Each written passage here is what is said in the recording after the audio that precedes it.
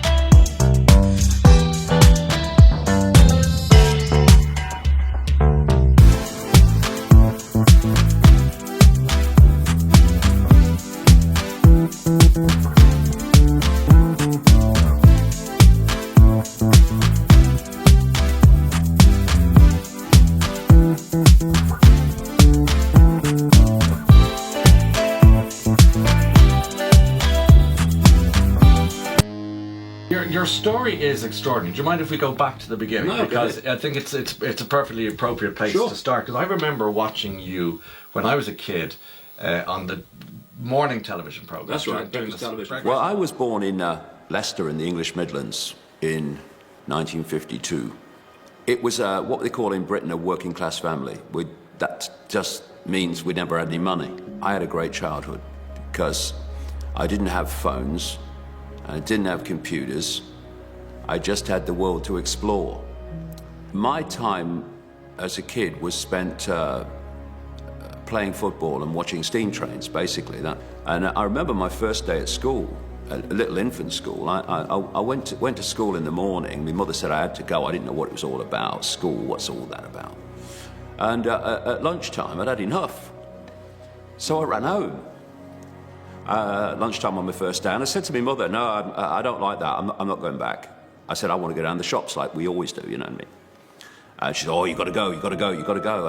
And so I had to go and stick it. I wasn't a confident lad, and the good things in life always happen to other people. They weren't going to happen to me.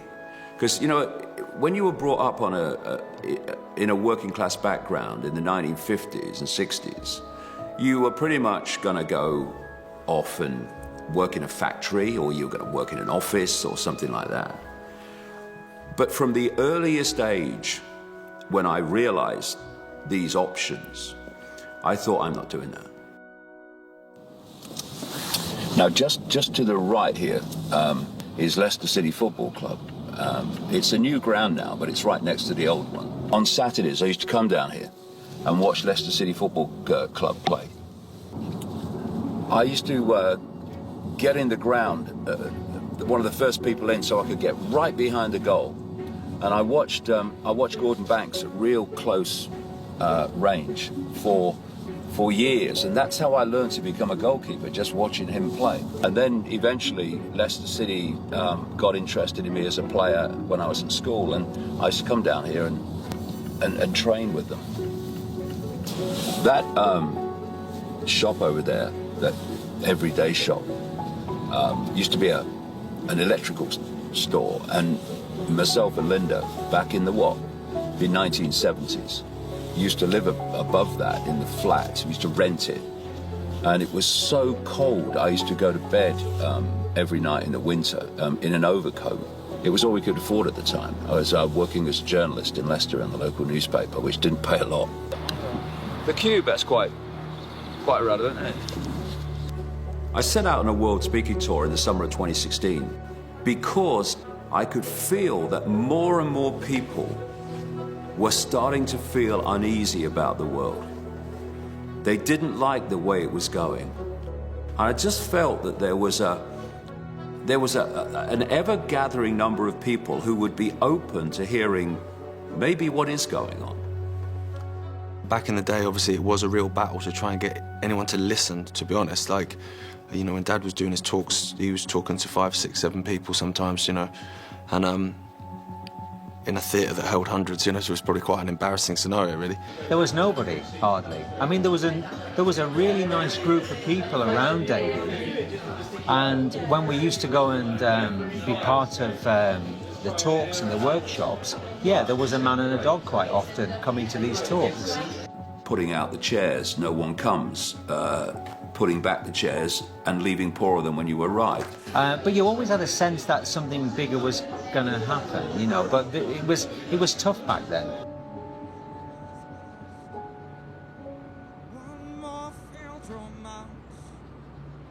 And I'm feeling quite emotional tonight, really. To think 60 years later, 60 frickin' years later, I keep getting flashbacks of people at school that I remember, and football games that I played in, and wondering where they all are now. You know, there might be some out there, I don't know. It's almost like a circle completed coming back here. I can't really explain it. I just feel very strange. It's a special moment for me. It really is a very special night. Cheers, folks. Thanks very much. Ladies and gentlemen, can you welcome on stage David Icke? Thank you. Thank you. Thank you. Thank you. Thank you very much. Hey, thank you. Thank you so much. Thank you. Whoa, back in Leicester after all these years. Bloody hell. I love Leicester. It's amazing to think that a snotty-nosed kid on the Goodwood estate, with his shirt hanging out all the time, it seemed, and 60 years later, you're standing here talking about this stuff. Life's so funny because you never know where it's going until you get there, do you? It's becoming more and more of a challenge to find places to speak without it being cancelled. And I just want to pay tribute to my son, Jamie, you've seen him, the big lad, who has this uncanny ability to move the pieces around so that when people trying to silence me move a piece here, then he says checkmate there and somehow finds another venue. So I like to pay tribute to him. Every single event that we've done anywhere in the world, there's been certain groups that have contacted venues, made outrageous libelous claims about what David's going to speak about, and have, in many cases, got venues to cancel on us. They tell the organisers that I'm going to go on the stage and I'm going to say a stream of racist things. none of which I have ever said, none of which am I ever going to say. What then happens, staggeringly, is that instead of coming to you and saying, well, these people have said you're going to say this, you're going to say that, what's going on? They pull the event. And we hear about the event we've been organizing for months being cancelled. We hear about it in the media. In Germany alone, for example, I've been in touch with over 70 venues, and we've still never managed to pull off a Germany show. And there's a venue that we had in Berlin, which to this day, nigh on well over a year, have never actually contacted me to tell me the event's been cancelled.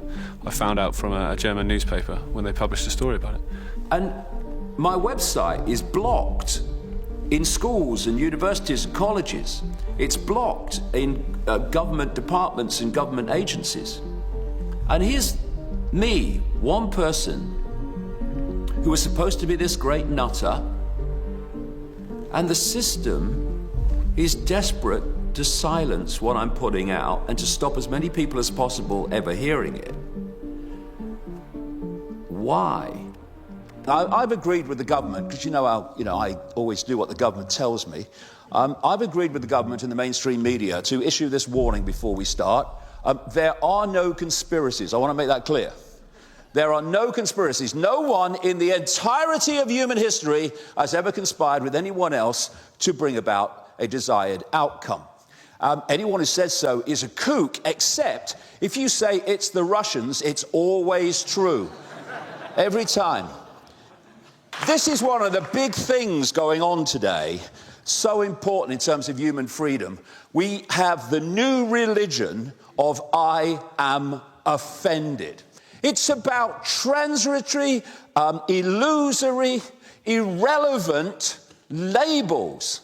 People get offended about what people say about their race, their religion, their politics, their gender, their culture. All these labels that we give ourselves that are not actually who we are, they're what we're experiencing. And yet, these labels are used to create offense and also the classic divide and rule. We begin tonight with that breaking news, a horrific scene in Charlottesville, Virginia, a white nationalist rally that descended into deadly violence and chaos, the hate boiling over, white supremacists and countered protesters fighting with fists and clubs, Confederate flags on full display, the governor declaring a state of emergency. Car just plowed through hundreds of people downtown Charlottesville. I am man, woman, black, white, Christian, Muslim, Jewish, Hindu, middle class, working class, name, age, and birth date. I am my labels. I am a label. I have fallen into label consciousness. When all along, the true self, the true I, the infinite I, that which leaves the body and attains its consciousness, indeed expands its consciousness as it leaves the body, filter, focus, we are simply awareness, a state of being aware. What is race? Same consciousness, different color vehicle. That's all it is. What is sexuality? Same consciousness, different experience. That's all it is. It's not the color of our skin that makes us different, it's the color of our thoughts. Or as Martin Luther King put it, it's not the color of our skin, it's the content of our character. And we can become so focused on the 5 sense labels that we cease to be influenced by the vastness of consciousness beyond it. If we isolate ourselves, and this is what the system wants us to do, with self-identity only with the experiences, then we don't let our minds flow into the infinity beyond this reality and all that insight, knowledge, understanding, intuitive knowing that is kept from us. One of the great keys to human enslavement, individual and collective, is to sell the idea that your target population is free, the illusion of freedom, because people who believe they are free do not rebel about the fact that they're not. The key to it all, however, is slavery of the mind. This is a guy called Edward Bernays. He's still known today as the father of PR, what we would call now spin. He said, we are governed, our minds are molded, our tastes formed, our ideas suggested, largely by men we have never heard of. People are rarely aware of the real reasons which motivate their actions. He called it the invisible government. It's that which dictates perception. I call it the program. One big program. That's what human life is if we allow it to be, from cradle to grave. And I call this hoax, this program, the postage stamp consensus. This is what people are downloading all their lives if they allow it to happen. Get them early and keep them for life. It goes like this. You come out of the womb, well, immediately you are having your perceptions influenced by your parents. Not because they're bad people, not because they're doing it malevolently, but they've been through the process you're about to go through and they've bought it. They think it's the right thing to do to pass it on to you. And then, in a ridiculously short time, what is it now, 3, 4 years? You've come out of the, we've only just bloody got here. And now you're sitting at a desk and an authority figure representing the state is telling you what is, what isn't, what's possible, what's not possible, what has happened, what has not happened, how things are not. They're telling you when you have to be there, when you can leave, when you can eat, when you can talk, when you can go to the toilet. And then you go through all your formative years downloading this program. I'm on the postage stamp, and it is a desperately limited range of possibility, which runs science, which runs medicine, which runs politics, which runs journalism, etc. And if you stand on the postage stamp, you live in the real world. You're credible. But you step off the postage stamp. Actually, I think there's more to know than just that. You know, you're mad, you're dangerous, you're all these things. Stop his meetings. Because the postage stamp consensus is what holds us in perceptual servitude all our lives if we allow it to. And what is the postage stamp consensus? Oh, hold on a minute, I'm getting something. Oh, yes, bullshit.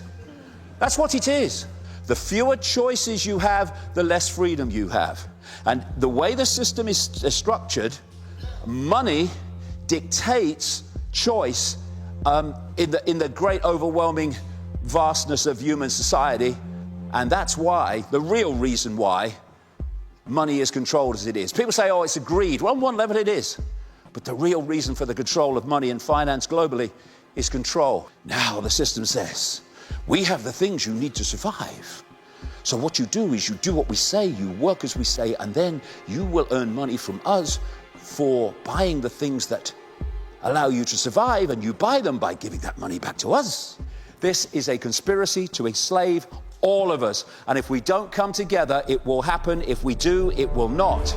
Occupy Wall Street. Occupy Wall Street. Wall Street. Wall Street. Obviously, I've heard of it. I've seen it on television. Whenever you have the taxpayer trying to bail out the elite investors, a small group of elite investors, I think you have trouble. What is the banking system except almost the ultimate network of parasites feeding off the efforts and the labor of the target population? And the whole banking system is based on a gigantic hoax. And that is, you lend people money that doesn't exist and charge them interest on it. Laws have been passed that allow banks to lend massively more than they actually have. And it's called fractional reserve lending. So when you go into a bank and you ask for £100,000, they type into your account £100,000 of credit, which is money that has never, does not, and will never exist. But you're not paying back £100,000. You're paying back £100,000 plus interest. The interest is never created. So at no point, on purpose, is there even nearly enough money in circulation, theoretical or otherwise, to pay back all the principal of the debt and all the interest on the debt. In other words, people losing their land, homes, resources, everything is built into the system on purpose.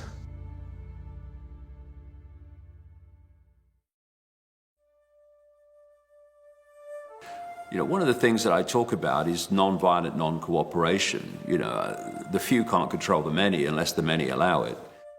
I was speaking in Croatia, in Zagreb, and someone said to me, did you know there's a political party here in Parliament that was inspired by your work? And of course, you know, jaw drop, what? My name is Ivan Pernar. I am a member of Croatian Parliament. When I have seen that there are many policies that government execute and people are opposed to, I wondered if it's possible to create a political party which would reflect popular opinion, popular will, and not the will of this elite establishment, so on. And so I decided to create my own party. Our party name is Živi Zid. It means like a living wall. It came because we were obstructing evictions, because the banks evict a lot of people who can't pay off debt. And we claim that in current debt-based monetary system, debt can't be repaid. So they started ringing houses that were about to be foreclosed and the bailiffs were coming with people who just wouldn't let it happen. And they streamed this live on the internet, and they got a lot of coverage and a lot of interest, a lot of support. I think the greatest issue is people not knowing how monetary system works. If they would know, they would challenge it and everybody would live much better off. But of course, the government does not want people to fight the elite, and in order to prevent them from this kind of warfare, they need to divide society within itself. Priznaju da mi smo stvorili ISIL, da mi smo ih naoružali, da mi smo ih financirali kako bi maknuli sirijsku vladu. Zašto se onda ne kaže? Zašto se ne kaže otvoreno? You realize that there is a whole awakening movement around the world, and when I saw what Icke is doing, like I was a bit jealous on him. Like, wow, look at what this guy is doing, you know. I wish I could do something like him. But I knew I would never be a world-known author or whatever. And I then said, well, I can't do what he's doing, but I can challenge this system against which he's speaking about locally. And in essence, we managed to pass into parliament. In a single year, we almost tripled our support. So there is exponential growth, and other political parties, they are falling down. Because what the system wants is this traditional division, or left, right, center, whatever. Like in Croatia, we would say, I'm Croatian, you are Serb, or you're Muslim, I'm a Christian. And we say, no, no, no. We reject that division. We believe in division between top 1% and the 99% who are not at the top and who are being pressured into supporting the system which is working against them. They're frightened of us. People ask me, are you afraid? I say, no, they're afraid, because people don't realize what's their power. They don't understand that it's people who vote elected officials. They don't elect themselves. So if people control election process, if they participate in it as voters, they can decide who will represent them, and they can challenge it fully. And it just shows the potential. If people will stop saying, what are they going to do about it, and start saying what we are going to do about it, this political party in Croatia shows what is possible.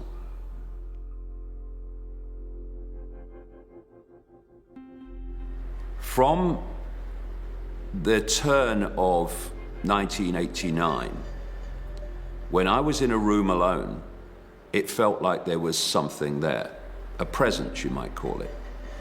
And this, through 1989, got stronger and stronger and stronger and more tangible, until in early 1990, I'm with my son Gareth, who's a little boy then, and we're on the seafront in the town where I live, next to a news shop, and sold a few books. And I walked in to this shop where Gareth was looking at the books. And as I turned to say to him, come on, Gareth, we'll go and get some lunch, the atmosphere around me changed. And just a matter of 2 or 3 weeks before, maybe even less, I'd been sitting in a hotel room in London when I was working for the BBC, and this presence was so tangible, I actually set out into the room would you please contact me if there's something there, because you're driving me up the wall. And so shortly after that, I'm in this news shop, and the atmosphere changed around me. And I heard not a voice, but a very strong thought form say to me, go and look at the books on the far side. So in a daze, I start walking towards these books, and I got there. And in among these novels was one book with a woman's face on the front called Mind to Mind by a woman called Betty Shine. I picked it up because it was different, turned it over, read the blurb. This lady is a professional psychic and this is her life story. Immediately I saw that blurb, what I felt, I wonder if this lady would pick up what I've been feeling around me in the last year. So I read the book in 24 hours, contacted her, went to see her, didn't tell her anything. She reels her head back and she said, my God, I've got to close my eyes for this one. This is powerful. And there I am sitting there in March 1990, and this lady starts telling me what this presence in her mind is telling her to tell me, that I'm going to go out on a world stage and reveal great secrets. That one man cannot change the world, but one man can communicate the message that can change the world. That I was now going out onto a world stage. I would eventually be world famous. I would face enormous opposition, but they would always be there to protect me. And what was going to happen is they were going to lead me to knowledge, and at other times they were going to put knowledge into my mind directly. From that time, after I left Betty Shine's house, my life became this incredible synchronistic journey of walking into information, having insight, which later proved to be correct by the unveiling of information. And that has now gone on for the last nearly 30 years. But from about the turn of the millennium, the key thing came. And that was an understanding of what reality is.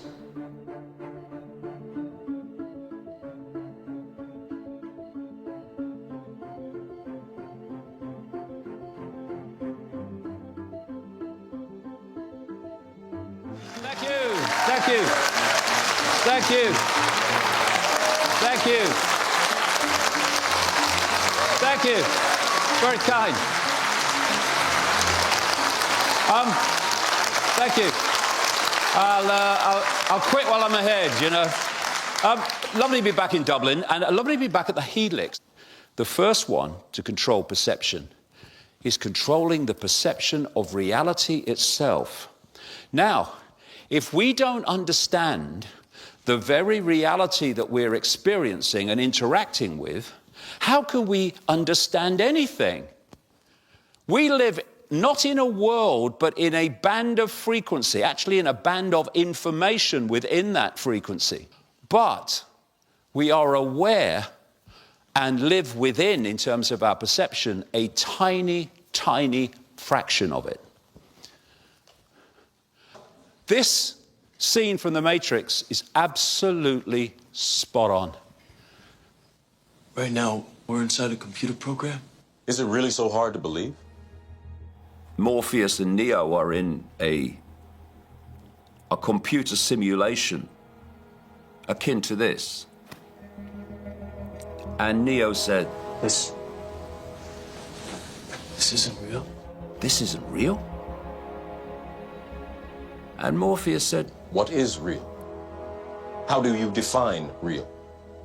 If you're talking about what you can feel, what you can smell, what you can taste and see, then real is simply electrical signals interpreted by your brain. And that is all this reality is. You've been living in a dream world, Neo. This reality is nothing like we think it is. Up to the 1920s, mainstream science said there was one galaxy, the Milky Way. Less than 100 years later, the highest estimate is 2 trillion galaxies in the universe, from 1 to 2 trillion in less than 100 years? As Socrates in ancient Greece is supposed to have said, wisdom is knowing how little we know. Planet Earth is, by comparison, the equivalent of a billionth of a pinhead. Look into the night sky. Look at that blaze of stars and lights. Do you see everything that exists in the space that you are looking at? And most people would say, yeah, well, of course, mate, yeah. And yet, that is not even fractionally true. According to mainstream science, the electromagnetic spectrum is 0.005% of what exists in the universe, in energy and other forms. But visible light, which is the only frequency band that we can see, is a tiny smear of the 0.005%. Humans are basically blind to what exists. This could be some simulation. It could. Do you entertain that? Well, the argument for the simulation, I think, is quite strong. This is real? When I touch that It feels wood? very real. Where are you? Where are you really? Right. You aren't anywhere. Well, where is... You're in the computer. What defines where you are? Meanwhile, your experience is Why do you radically think different. you're where you are right now? You might not be. I'll spark up a joint if you keep talking. Your manager's going to come in here. We might have to lock the door. Right now, you think you're in a studio in LA. That's what I heard. You might be in a computer. We experience what is apparently a physical world, a solid physical world where everything is apart from everything else. And it appears to be outside of us, but it's not. Not in the way we experience it. The world out there that we experience as out there is actually in here. What is Wi-Fi? It's information carried in radiation fields. But you get a piece of technology called a computer, and it will tap in to those radiation fields, and it will decode them into a form on the screen which is absolutely nothing like the field is in its prime form. And we are doing exactly the same to create the reality we think is so real. We live in a sea of information, of possibility, of probability, just like Wi-Fi. And through what I call the biological computer, the decoding processes of what we call the body, we are decoding information from that Wi-Fi field and putting it on our screen, which exists in here. When that construct takes place, we perceive what we believe to be an external world around us, but actually, it's only going on in our heads. Think of the ear. The ear is taking vibrational information that we call sound. It's turning it into electrical information. It's communicating it to the brain, which then hears the sound. There's no sound passing between us. We hear sound only when we decode it. As I speak now, my vocal cords are creating a frequency field of information. Only when you decode those words in the way that I'm describing do you hear what I'm actually saying. We seem to be living in an external world of solidity when we're actually living in an illusory world, which in the decoded form is holographic. When you see how close virtual reality is now getting to the reality we're experiencing, and the people at the cutting edge of this field say it won't be many years before you won't be able to know the difference. We have that HTC Vive here, and I've only done it a couple times, quite honestly, because it kind of freaks me out. Sure. My kids fucking love it, man. They love it. They love playing these weirdo games and walking around with that headset on. But part of me watching them do it goes, wow, I wonder if this is like the precursor. Just sort of like if you look at that phone that Gordon Gekko had on the beach. Yes, and then you compare big that. cell phone. Yeah, you compare that to like a Galaxy Note 9. Sure. Like, how the fuck did that become that, right? And I wonder when I see this HTC Vive, I'm like, what is that thing going to be 10 years from now when we're making fun of what it is now? What is it? How ingrained and how connected and interconnected is this technology going to be in our life? It will be, at some point, indistinguishable from reality. How do they manifest these virtual realities? By using exactly the same systems of decoding that we use to create this one. The gloves hack in to the touch senses.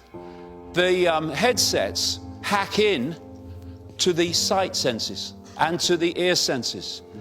And so what these games are doing is they are hacking in with an alternative source of information into these decoding senses that we use to create this reality, and that can appear to be so incredibly real. You're going to see people react to what is merely information being fed to their senses.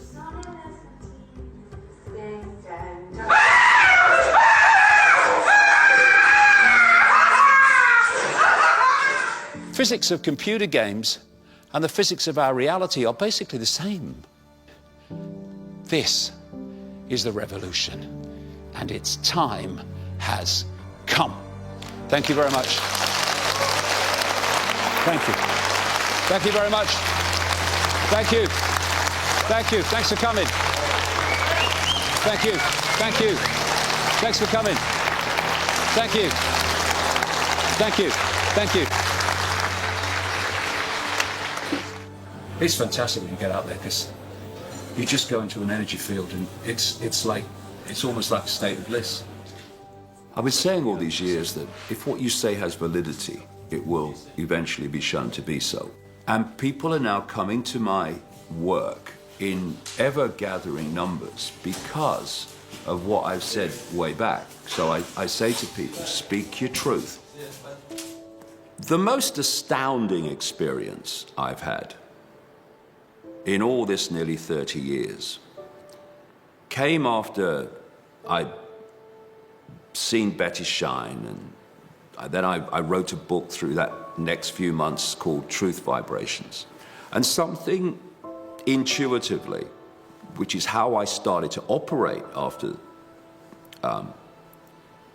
this whole thing started, said, you've got to go to Peru, you've got to go to Peru.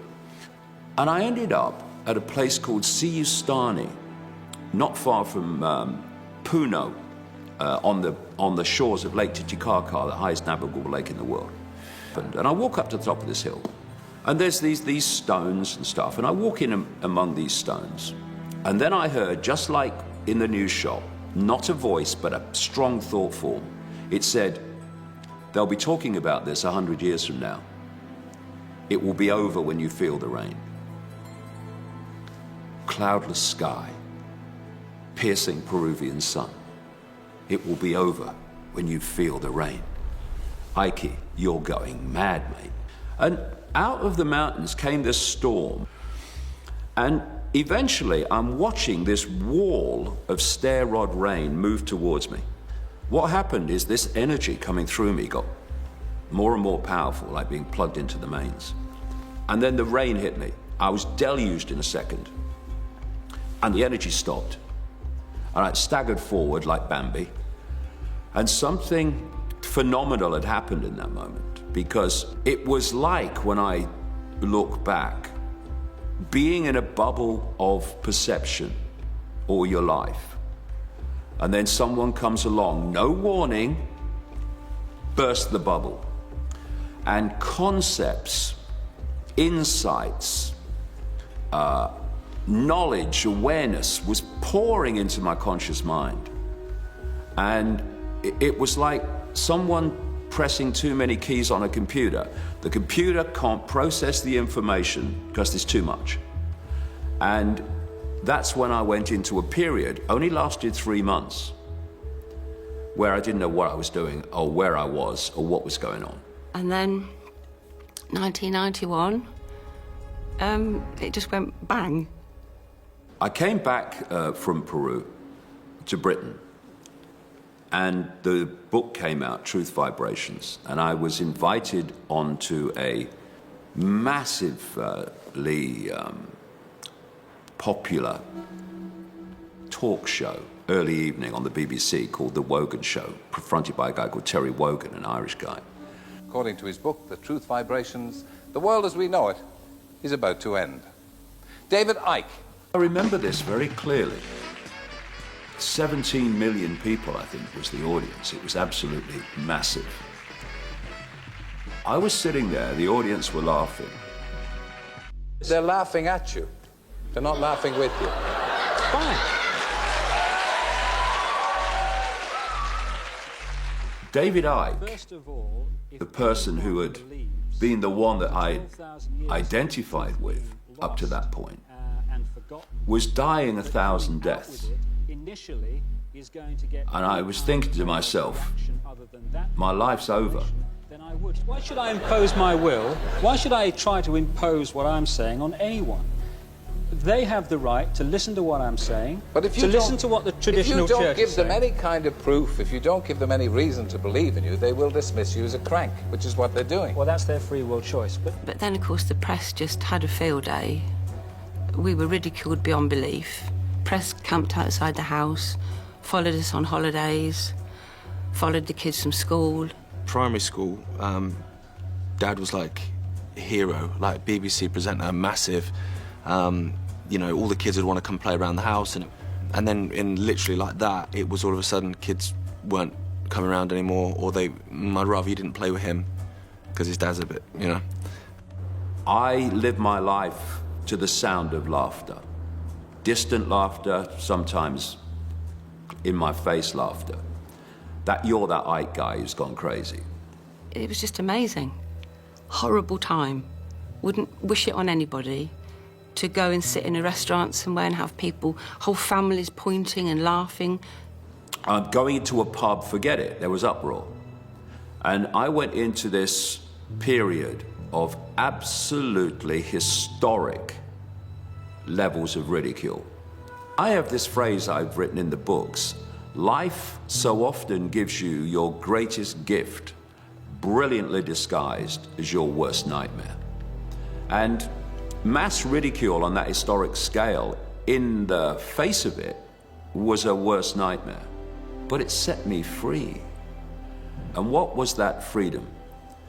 It was the freedom from fearing or being concerned by what other people think of you. We are in a period now where speaking your truth and not being intimidated into silence is not just important, it's utterly crucial to where humanity goes from here. If I had not have gone through that extraordinarily extreme experience and let go of this concern what other people think, does anybody think I would have talked and written about some of the things I have since? No way. You don't accept it? Don't accept it. Fine, but you're not going to stop me saying it. One of my great surprises over the years was to read in a newspaper about a program that's a radio program in Britain that's been running a very, very long time, called Desert Island Discs. My castaway this week is the Pulitzer Prize-winning writer Alice Walker. And when she was asked, what book would you take to the desert island? She said, I would like to take Human Race, Get Off Your Knees by David Icke. She said, when I met her, there was this silence. Did she just say a book by David Icke?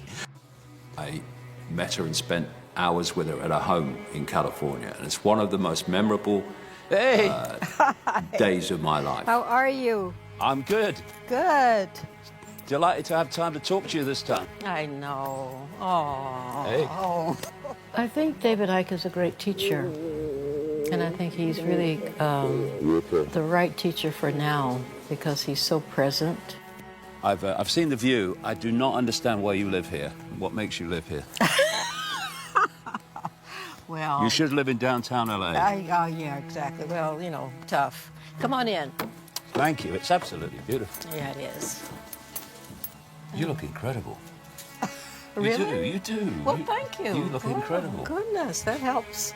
I'm so happy that you could come, and I wanted to show you, you know, our part of the world. And this part right here has been very comforting, and it has a feeling of safety for me. Got a great calmness about it. Yeah. In fact, I was thinking about some of the similarities that we share. Really? And I was writing this book called The Temple of My Familiar. And honestly, the synchronicities were just like all the time. Living here, it supported that, you know. And in fact, that's one of my earliest connections to your work and feeling supported by similar energies. Right. So I felt comfortable with your work in a way that many people up until recently have not seemed to be. No.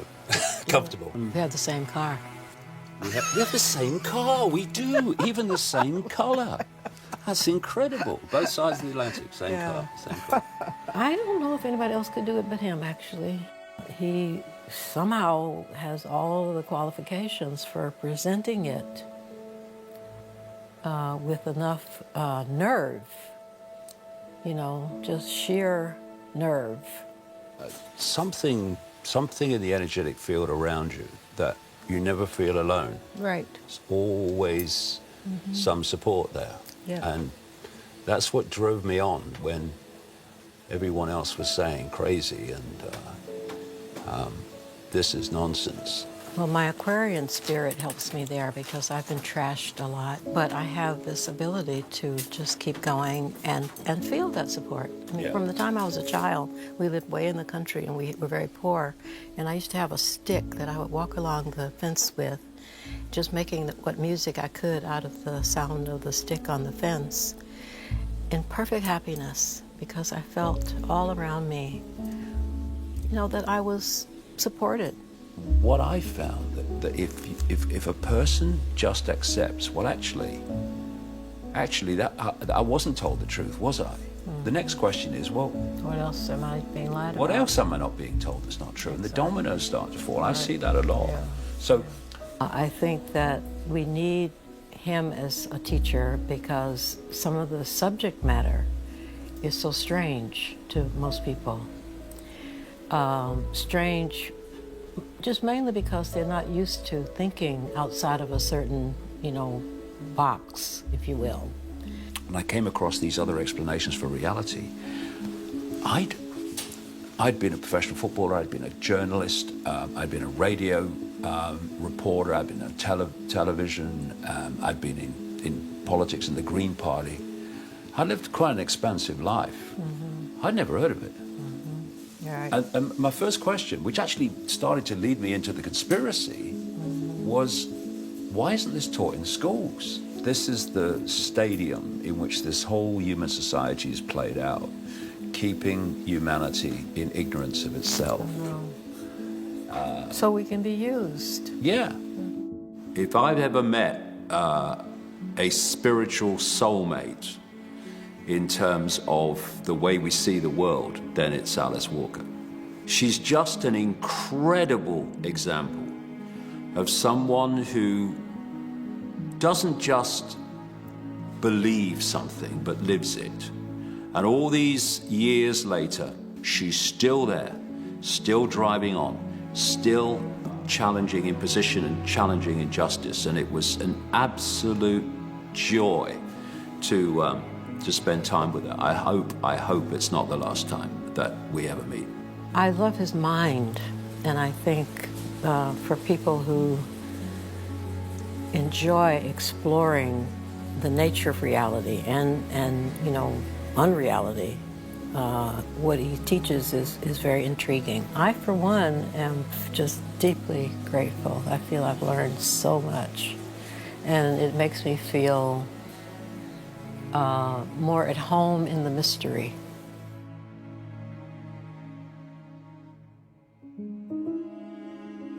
If you keep going and you don't give up and you don't apologize for being you, and if what you say has validity, then eventually it will come together.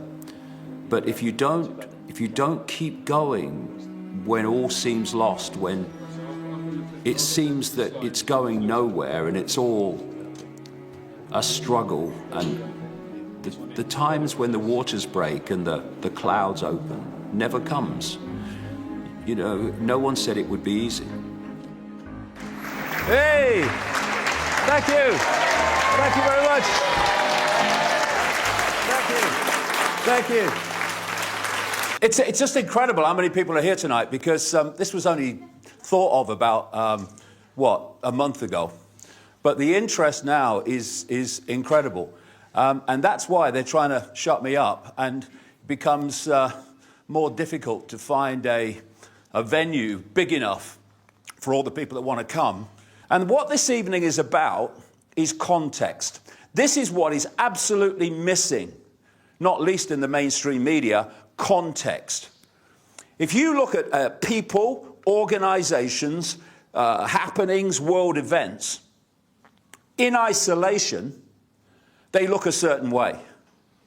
But you put them in context, how they connect together to a common direction, and whoa, the world looks very, very, very different. The key is why they are happening.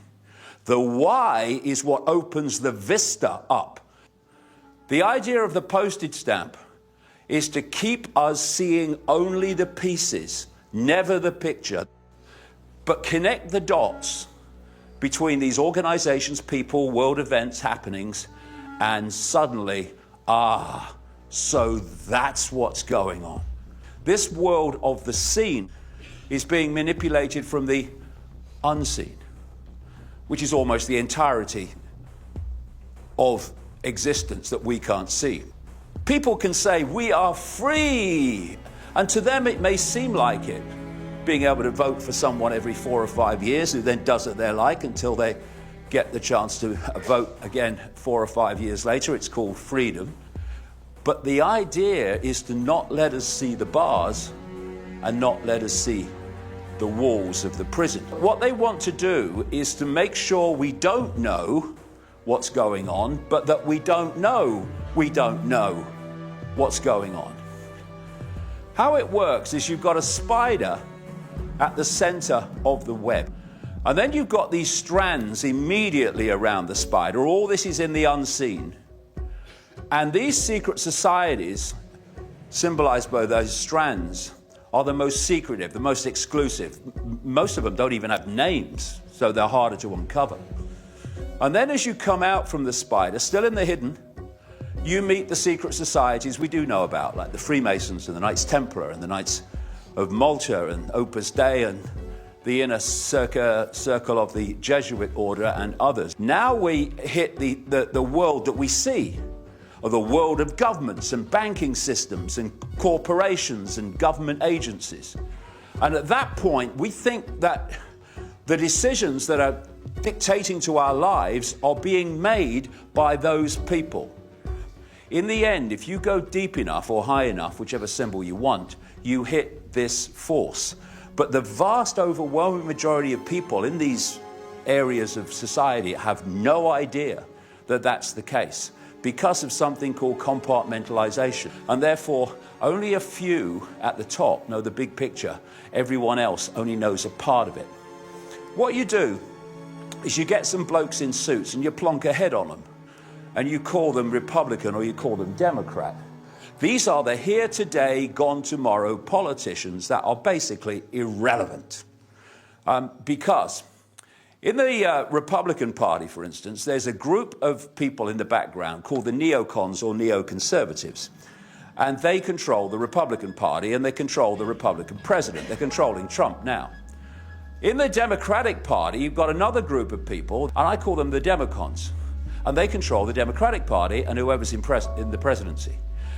They, at the next stage back into the hidden, answer to the same force. So whoever the here today, gone tomorrow politician is, that is always in control. It's known by some as the permanent government. And therefore, nothing changes. Whoever you vote for, the same direction of society continues, because the people you're looking at are not the ones in control. So when you see these people that come to power, they don't come to power by accident. They come to power by design. The money, the media coverage, all of that goes to put them into power, to serve this web. Some of them know a lot about what's happening. A lot of them know some of what's happening, and a lot of them know nothing. They're just malleable people who will sign the right paper and push the right policy on behalf of that in the hidden. And yet, if you don't know that, and most people don't, then you have people divided and ruled, fighting each other over which here today, gone tomorrow politician is the right one. And the hidden hand is laughing its pants off, because that's exactly what they want: divide and rule.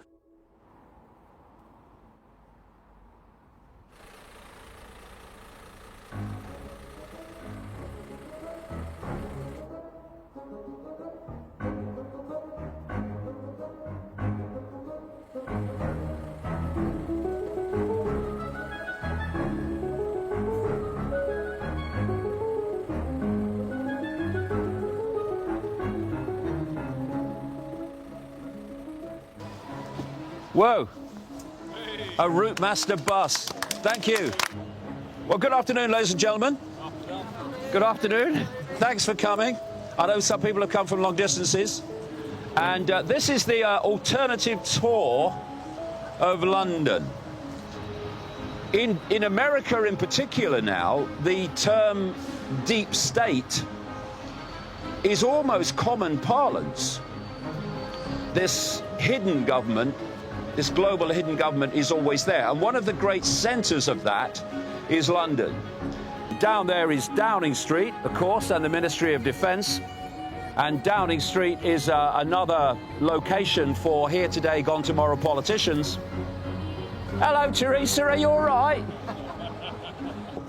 And that's the Bank of England, where they lend people money that doesn't exist and charge them interest on it.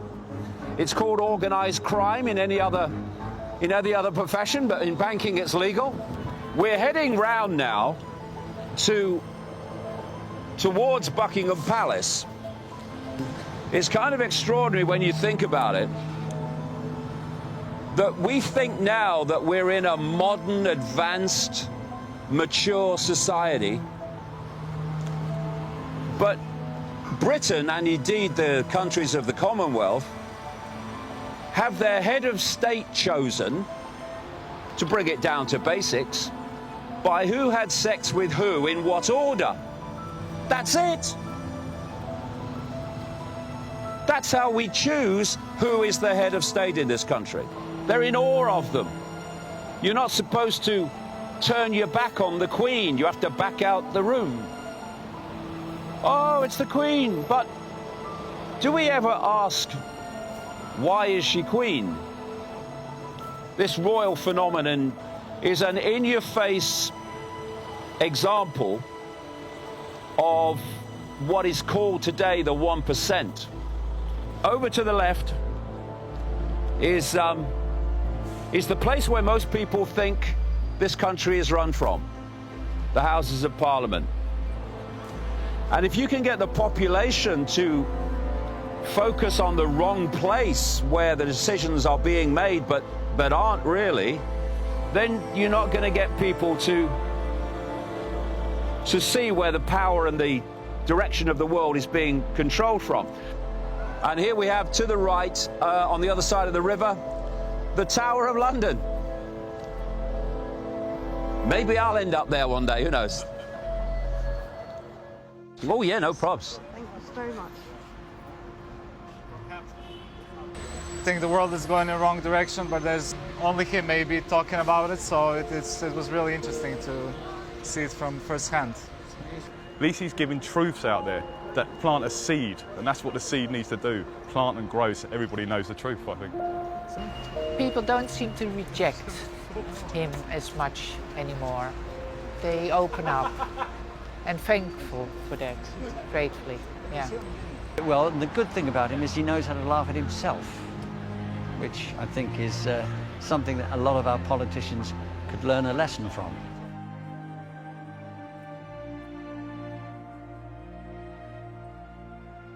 A quick series of dot connects to bring us to present day, show how this works. In the 1990s, a group was created in America called the Project for the New American Century. It was the neocon organization, the one behind the Republican Party. It was co-founded by Robert Kagan and William Kristol, and in it was Dick Cheney, who would become de facto president with Bush, Rumsfeld, who would be head of the Pentagon, the Defense Department, his deputy, Wolfowitz, Dov Zakheim, who controlled the entire budget of the Pentagon as comptroller, and this man, John Bolton, who's never seen a country he didn't want to bomb. And in September 2000, this lot produced a document. In this document, they called for American forces to fight and decisively win multiple simultaneous major theater wars. They named the countries: Iraq, Libya, Syria, Lebanon, Iran, North Korea, China. Nothing changes a status quo quicker or more permanently than a war. So, status quo. You have a war, new status quo. You have another war, new status quo. And each one's taking you nearer and nearer to your goal, which is the global centralization of power. How many people do you know that want a war? Hardly anybody. But we have them all the time. War after war after war after war. And it's this web that is driving these wars. This is why there is always money for war. Because the web is deciding what governments spend money on, and they want the war. So no one ever says, we can't go to war, we can't afford it. General Wesley Clark, former NATO Supreme Allied Commander, he was interviewed in 2007, and he said that immediately after 9/11, he went to the Pentagon and was told by a general friend of his in the so-called Joint Chiefs of Staff that the decision had been made that America was going to invade 7 countries in 5 years, and the countries he named were the countries named by the Project for the New American Century in September 2000. About 10 days after 9/11, I went through the Pentagon and I saw Secretary Rumsfeld and Deputy Secretary Wolfowitz. I went downstairs just to say hello to some of the people on the joint staff who had used to work for me, and one of the generals called me in. He said, "Sir, you got to come in. You got to come in and talk to me a second." I said, "Well, you're too busy." He said, "No." He says, "We've made the decision. We're going to war with Iraq." This was on or about the 20th of September. I said, "We're going to war with Iraq. Why?" He said, "I don't know." So I came back to see him a few weeks later, and by that time we were bombing in Afghanistan. I said, "Are we still going to war with Iraq?" And he said, "Oh, it's worse than that." He said, he reached over on his desk, he picked up a piece of paper, and he said, I just got this down from upstairs, meaning the Secretary of Defense's office today, and he said, "This is a memo that describes how we're going to take out 7 countries in 5 years." Number 1, Bush, Republican, Blair, Labour, picked Iraq off the list because that's what they were told to do. And Iraq, of course, was invaded through weapons of mass destruction that didn't exist because it was on the list. It had to be targeted. They didn't have an excuse. They made one up. Then there's this transformation. Now, if we go from Labour to Cameron, David Cameron, the British Prime Minister, Conservative, and we go from Republican Bush to Democrat Obama. But what do? They tick Libya off the list, again, based on a lie, and they start the process to create the civil war in Syria. Now, Drain the Swamp Man comes in, and he's targeting Syria and more targeting Iran. Iran's leaders sow chaos, death, and destruction. They do not respect their neighbors or borders or the sovereign rights of nations. Instead, Iran's leaders plunder the nation's resources to enrich themselves and to spread mayhem across the Middle East and far beyond. The hidden hand is calling the shots. They come and they go. Where they want it to lead, if we let them, as I've been saying and writing since the 1990s, is World War III. They always plan 3 world wars. And what they want to do is play off NATO against Russia, China, and allies like Iran. And that's what this is all about. This insane demonization of Russia that goes on day after day after day. They're seeking to soften up global public opinion, Western public opinion, to accept a war. This is why you're having this massive NATO buildup of arms and troops on the borders of countries that border Russia.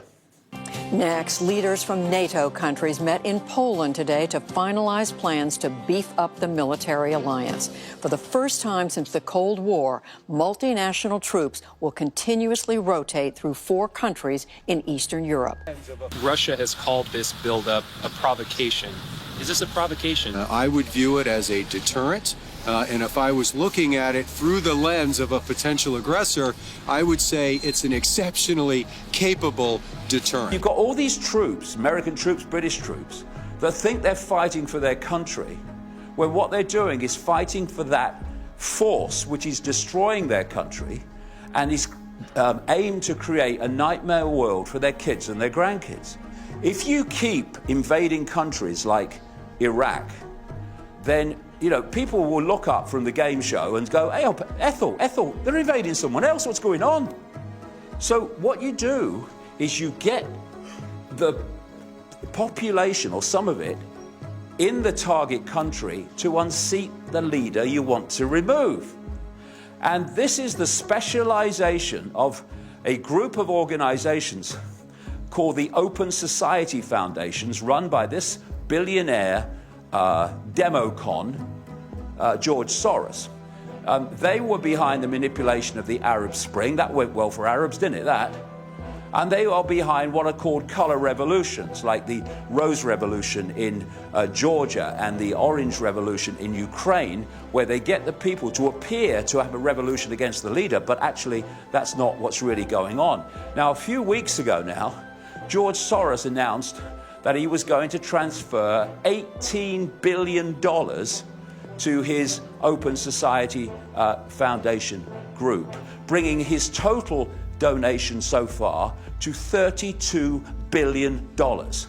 That's the kind of money that is there to be used to disrupt countries. And one of the Soros Open Society coups was in Ukraine, when they replaced President Yanukovych, that was looking to Russia, with this guy Poroshenko, who's a puppet of America.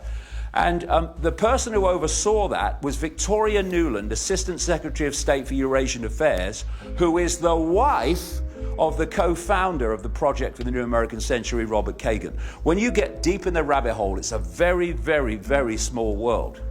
And the trigger for all this sequence that we're still seeing unfold, was 9/11. And in that document in September 2000, it said that unless there was a new Pearl Harbor, then this process of regime change would necessarily be slow. In the words of the document, further, the process of transformation is likely to be a long one, absent some catastrophic and catalyzing event like a new Pearl Harbor. And 1 year to the month after this was published, 9 months after the people that wrote it came to power with Bush, America had what Bush called at the time the Pearl Harbor of the 21st century, which started the whole sequence running. Know the outcome and you'll see the journey. This is why it's so important to uncover where they want to go, what their outcome is. Because once you know their outcome, seeing the steps every day towards that outcome are a doddle. But if you don't know the outcome, then these steps are now random. There seems to be no connection, but the outcome connects them. And this structure, this pyramid, is where it's all been leading. I call it the Hunger Games society. They want an elite 1% at its core, less than 1%, that dictate everything. They have all the wealth, they have all the power, they have control of the military, they have control of government, the whole shebang.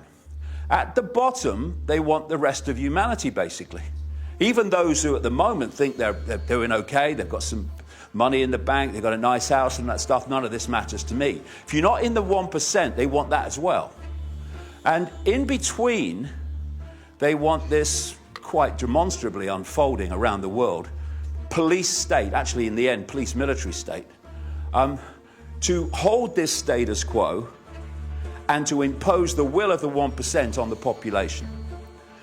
The outcome is they want a world government, a world army, a world central bank dictating all finance, and a world electronic currency.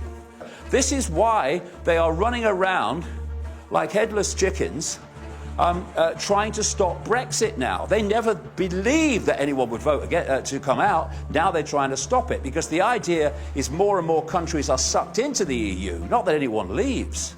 And it's because they want a police-military state where they both fuse that we're seeing the police look and act more and more like the military all the time. This is why a Pentagon program called 1033 is giving tanks to local police forces in America. Someone has to explain why your local police department has gone from this to this.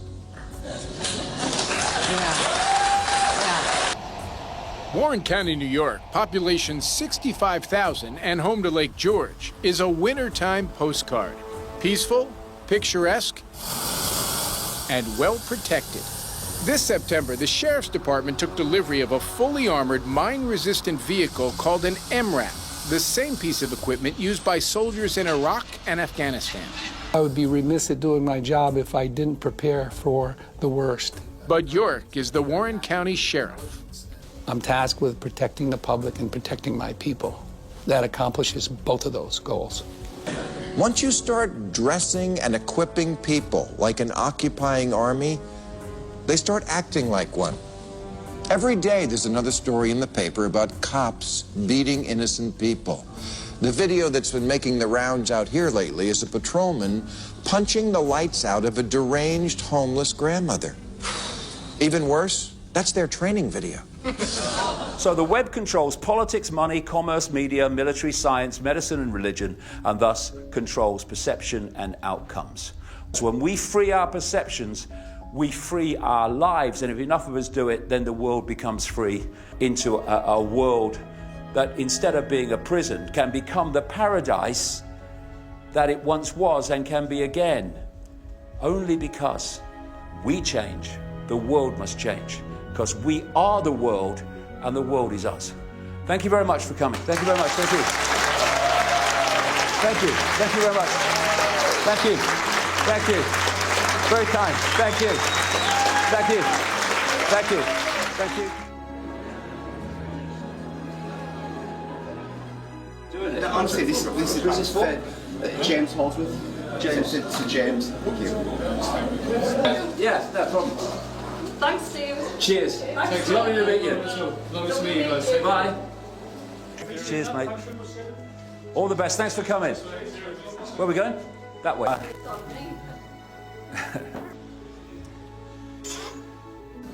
Did you enjoy that? Fantastic, man. Great people. People who come to my events are absolutely fantastic people. They've got their hearts open.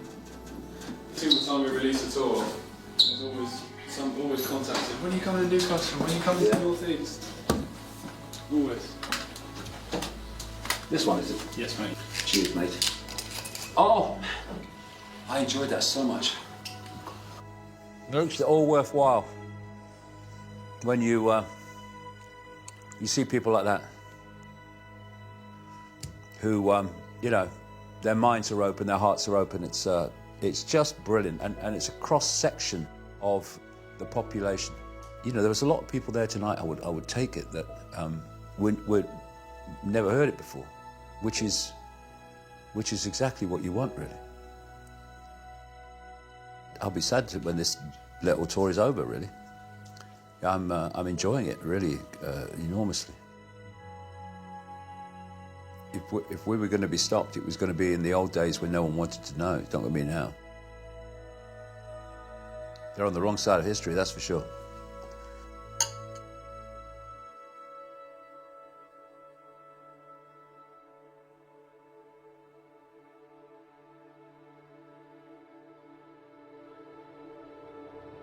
Where we're sitting now, in this relatively small part of America, is the epicenter through which the end of humanity as we know it is being orchestrated.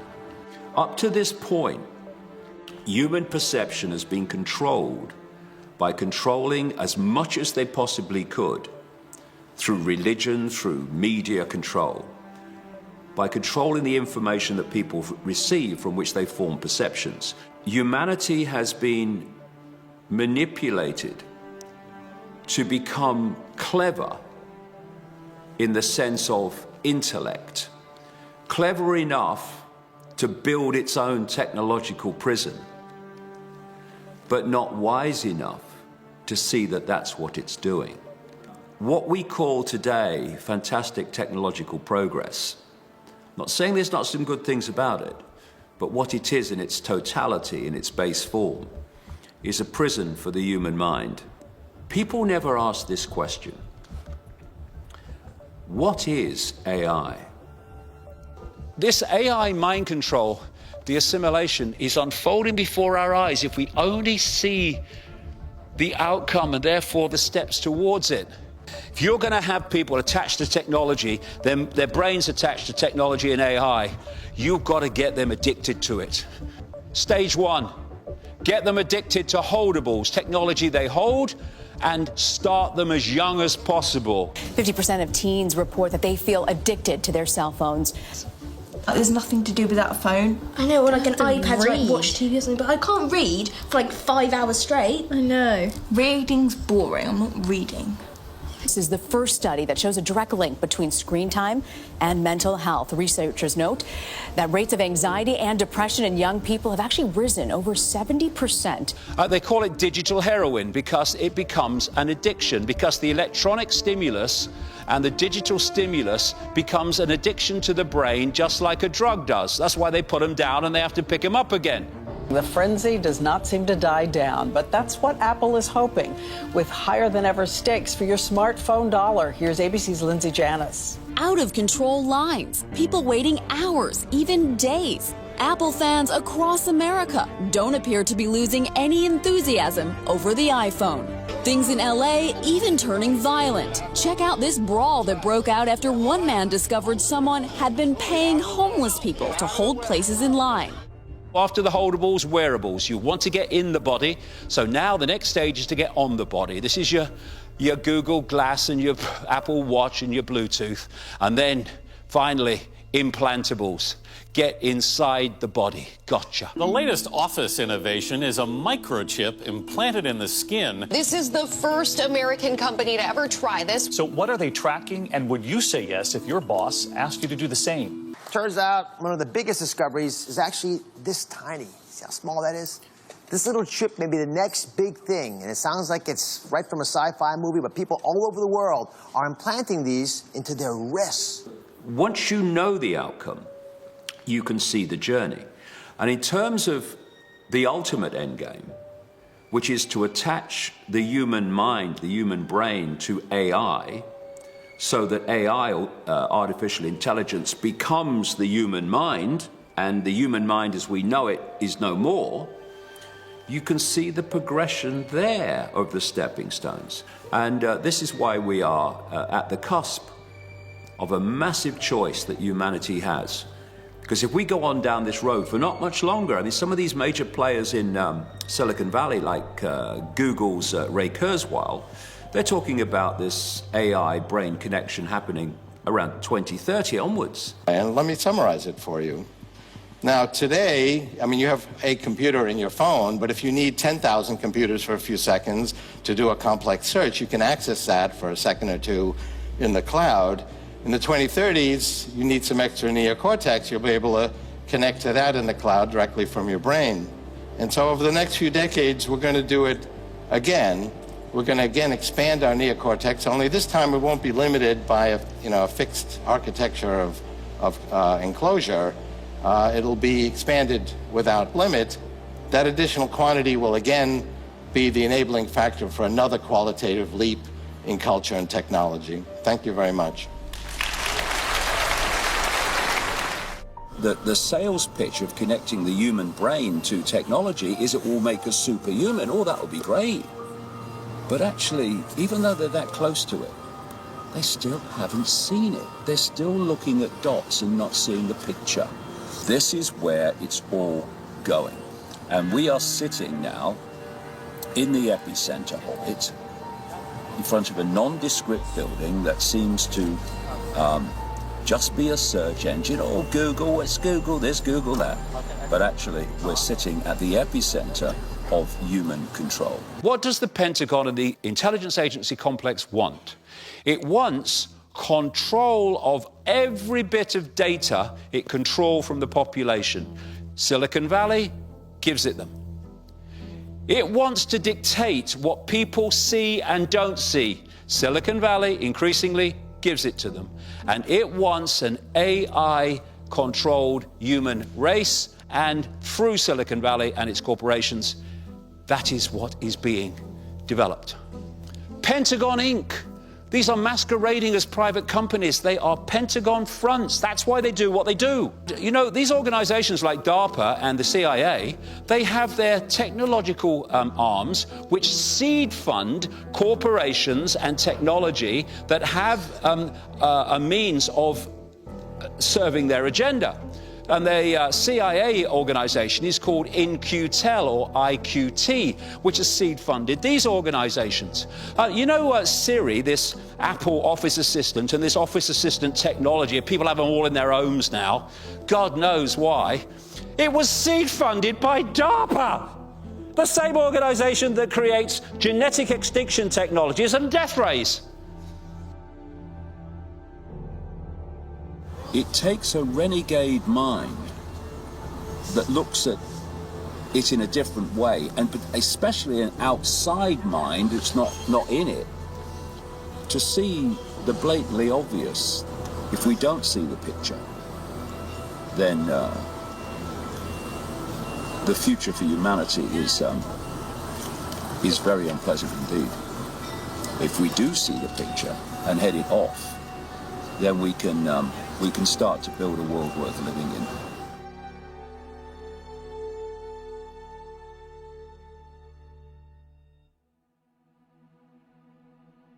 People have reminded me over the years of that famous quote by Gandhi, which said, first they ignore you, then they laugh at you, then they fight you, then you win. I went through the period of ridicule. I went through the period of being ignored.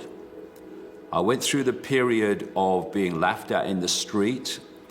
And now it's completely changed. Instead of being laughed at in the street around the world, I'm stopped in the street to talk seriously about the information.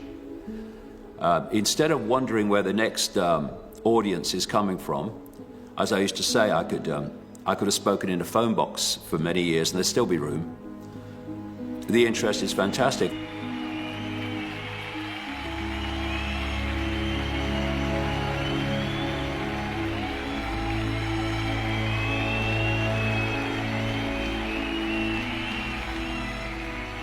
People are just waking up, which is amazing.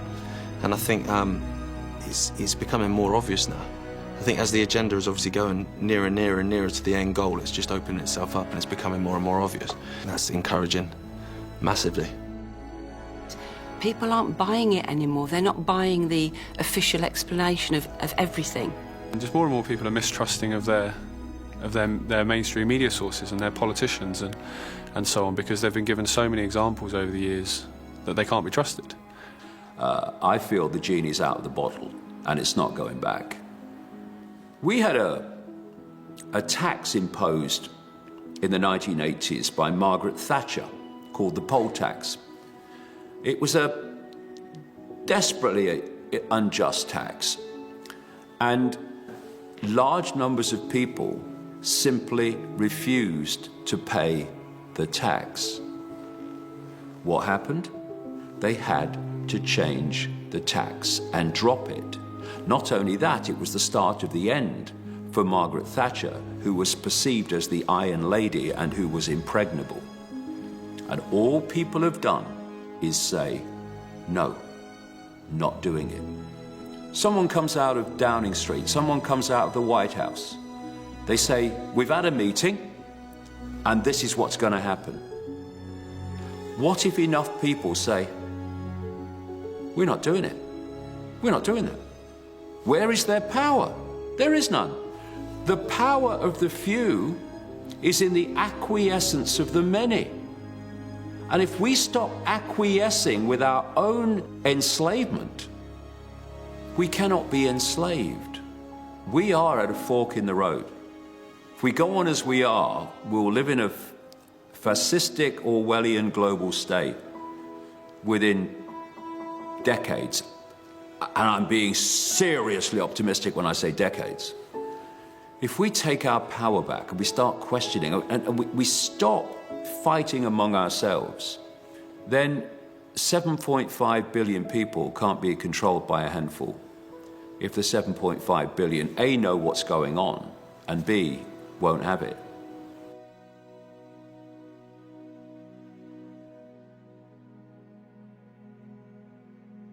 My whole life has been synchronistic when I look back. Amazing coincidences leading me in certain directions.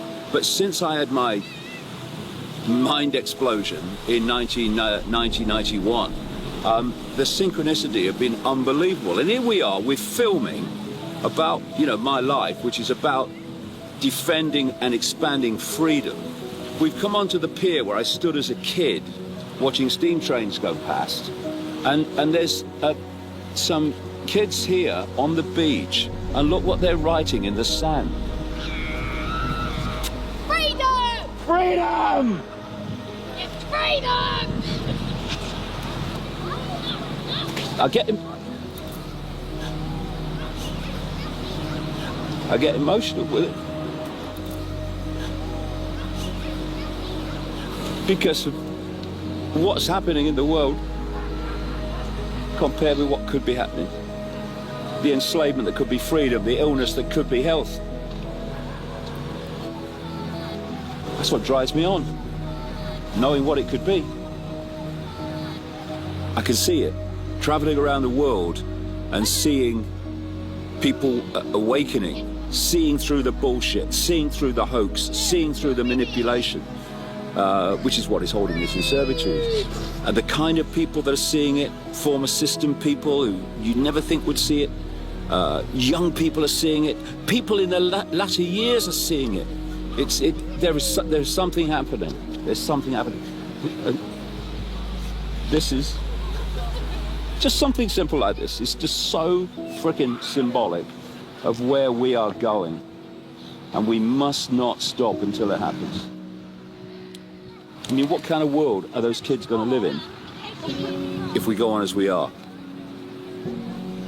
But we're not going to. Much as that will distress those that wish it to happen. Good. There is an end game, and it's here. That drives me on. That gets me up in the morning every day to go on pounding this out. It's what gets me, on planes all the time, going around the world talking. And if you look at the history of the world, it's renegades, by that definition, that are the only people that have ever changed anything. Martin Luther King was a renegade. Gandhi was a renegade. Over and over again, across all the institutions, you've had medical renegades and scientific renegades, political renegades, and they're always the ones that change anything. Why? Because they're challenging the status quo. It's the only way we're going to change anything. The world needs renegades, and it needs them now, and it needs them fast.